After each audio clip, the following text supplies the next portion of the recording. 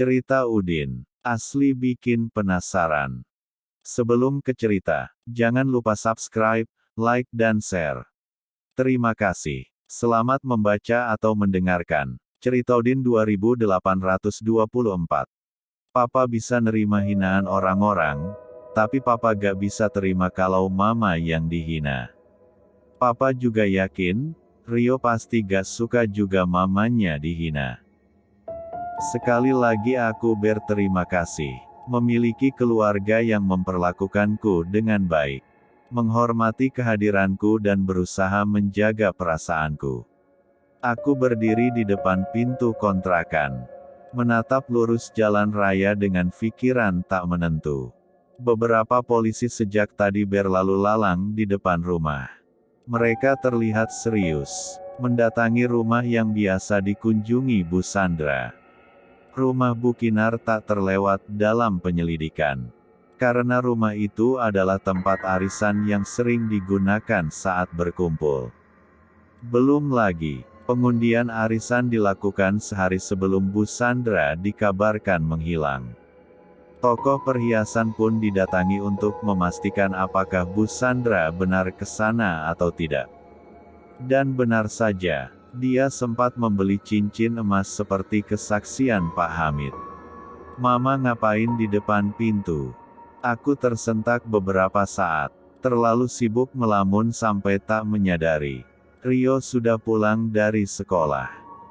Gak apa-apa nak, kamu bersih-bersih dulu abis itu makan. Mama udah siapin sayur asem di atas meja. Oke ma? Oh iya. Kenapa banyak polisi di sekitar sini? Ada yang dibegal lagi ya? Bukan nak, tapi Bu Sandra hilang. Pak Hamid lapor polisi, makanya banyak polisi di sekitar sini. Oh, pantes Jihan gak masuk sekolah. Tadi pagi aku buru-buru karena ada piket, makanya gak dengar Bu Sandra hilang. Iya nak, mama juga khawatir sama Jihan. Kasian dia. Rio terlihat mengangguk sebelum kembali bertanya lagi. Terus papa di mana ma? Gak mungkin masuk kerja kan? Pak Hamid kan dapat musibah. Papa ke rumah Pak Hamid nak, mama juga sebenarnya mau ke sana, tapi papa larang mama. Aku juga bakal larang mama, aku gak suka kalau Jihan hina-hina mama lagi. Padahal waktu itu mama cuma gak sengaja senggol HP dia. Gak pecah juga, dia malah marah-marah gak jelas. Mama juga udah ganti rugi pakai gaji mama sebagai buruh cuci. Aku kesal liatnya, Bu Sandra juga sama. Mentang-mentang mereka kayak bisa nindas seenaknya. Istighfar nak, gak boleh dendam sama orang. Apalagi mereka dapat musibah. Kamu mending mandi, abis itu makan supaya pikirannya gak kemana-mana. Huf, iya ma, maaf. Suara azan maghrib sudah berkumandang, tapi Mas Radit tak kunjung pulang. Aku duduk dengan gelisah di atas kursi kayu, menatap terus-menerus pintu rumah yang masih sedikit terbuka. Papa kok belum pulang ya nak? Rio menghentikan kegiatannya, ikut menatap pintu rumah dengan lamat.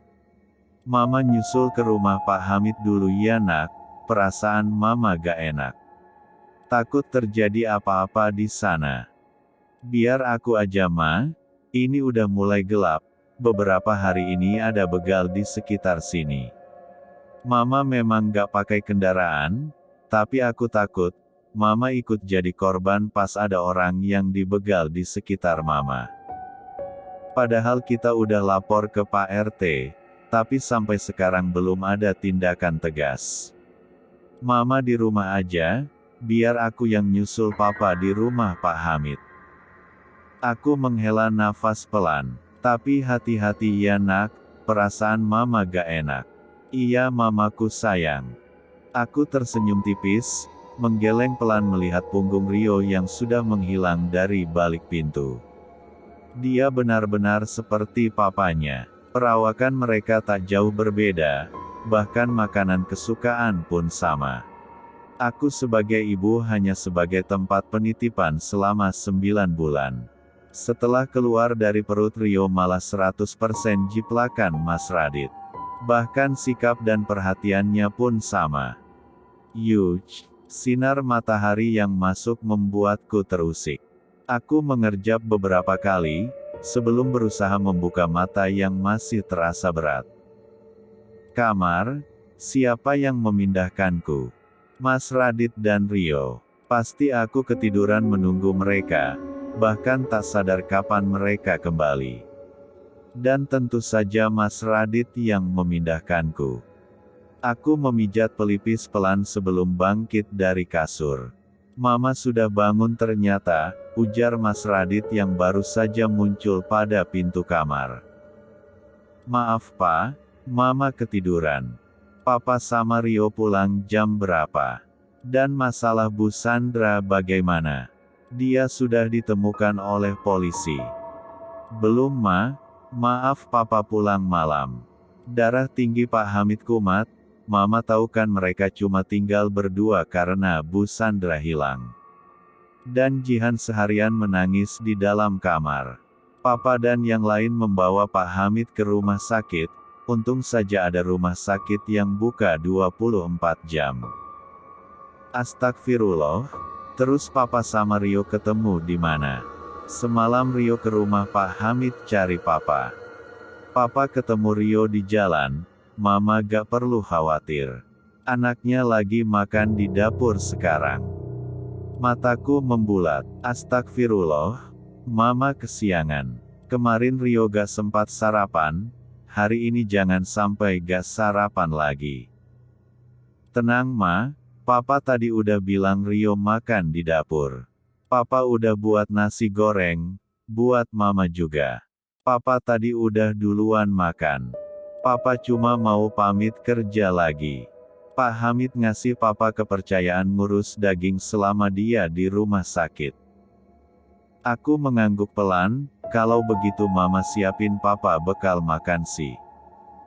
Mas Radit mengangkat sebuah rantang pada tangan kanannya, sontak hal itu membuatku menghentikan ucapan. Udah Ma, semuanya beres. Sekali-kali belajarlah malas sedikit aja Pak, kalau gini. Mama gak bisa dapat pahala lakuin kewajiban sebagai seorang istri, gerutuku. Mas Radit tiba-tiba tersenyum tipis, nanti dicoba. Kalau gitu Papa pamit dulu. Cup. Aku memejamkan mata menikmati kehangatan yang menjalar pada dahiku. Sebuah ritual yang dilakukan Mas Radit setiap kali dia berangkat kerja. Hati-hati Pak, pasti dong Ma. Bu Dinda mau ambil cucian di tetangga lagi ya. Sita perempuan muda yang tinggal sendirian setelah orang tuanya meninggal berjalan di sampingku saat aku baru keluar dari rumah. Iya Nak, semoga aja hari ini dapat cucian yang banyak. Oh iya, kamu mau berangkat kerja? Iya Bu, alhamdulillah aku udah dapat kerjaan di pertigaan jalan. Di depan lampu merah, aku kerja di toko perhiasan. Baru 3 hari aku kerja. Alhamdulillah, semoga betah ya Nak. Amin. Ngomong-ngomong cincin Bu Dinda bagus. Cincin itu kayak cincin keluar terbaru di tempatku kerja. Aku menatap cincin yang ada di jari manisku, tersenyum tipis mengingat cincin ini adalah pemberian Mas Radit. Perutku mendadak tergelitik mengingat bagaimana dia menyiapkan kejutan ini untukku, memasukkan sebuah cincin pada adonan bakso. Rasanya lucu. Bu Dinda kenapa senyum-senyum? Ingat suami ya Bu, goda Sita. Aku terkekeh pelan, cincin ini pemberian dari Mas Radit. Dan itu baru kemarin, sebagai hadiah pernikahan kami. Wah, Pak Radit romantis juga ya. Pasti Pak Radit kerja keras buat bisa beliin Bu Dinda cincin ini. Maaf aku gak bermaksud, tapi cincin ini bisa dibilang sebagai cincin yang mahal di toko kami. Aku tergelak mendengarnya. Memang harganya berapa Nak? Sekitar 5 juta. Mahal sekali. Aku memang tahu kami memiliki tabungan, dan itu pun digunakan untuk membeli motor. Tapi aku tak tahu Mas Radit memiliki simpanan lain. Apa ini alasannya dia kadang lambat pulang karena memiliki pekerjaan sampingan untuk membeli cincin ini? Tapi kalau diperhatiin, cincin ini gak asing aku lihat, tutur Sita. Maksudnya? Ah iya aku ingat, Bu Sandra ke toko ambil pesanan cincinnya. Cincin seperti ini juga, hanya saja dia meminta kami menuliskan inisial namanya di belakang cincin.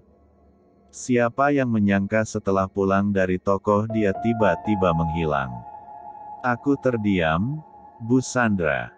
Inisialnya, S, benar-benar kebetulan sekali.